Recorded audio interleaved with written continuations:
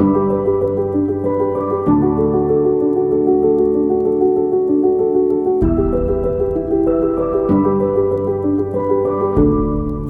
is making changes to its capital structure, meaning dairy farmer suppliers won't necessarily need to invest as much in the dairy cooperative as they previously did. The aim is to make the dairy giant more competitive, but it's not without its controversy.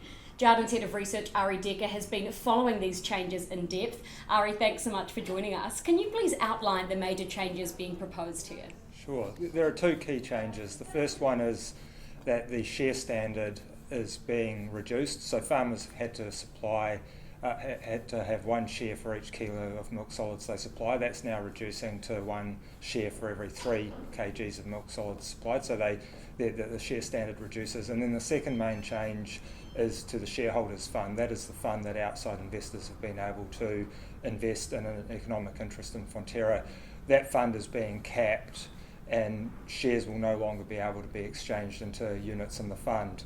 The combination of these two changes is going to reduce the demand for Fonterra shares, and the share price has been down meaningfully since the changes were announced. What factors have led to Fonterra making these changes? Yeah, there are a couple of things. Over the last 10 years, Fonterra has consistently lost market share to independent processors, the likes of Synlait and Open Country Cheese.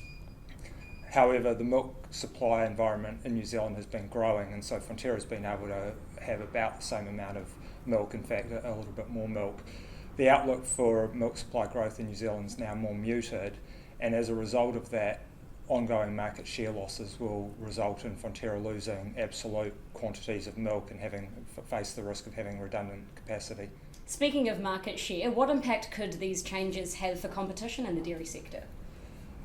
Yeah, so there won't be any change. The changes will be incremental over time. They'll take some time to flow through. So over time, we would sort of expect that Fonterra will be more competitive for milk. The average investment a farmer will need to make will be reduced from sort of circa $1 million in shares to about 200,000. So it is, a significant change. That being said, we don't expect all farmers to sell down immediately. So a combination, and the other point we would make is it's going to be important that Fonterra's performance is good as well. But over time, a combination of more sustainable and consistent performance by Fonterra and these changes should lead to Fonterra being more competitive for milk.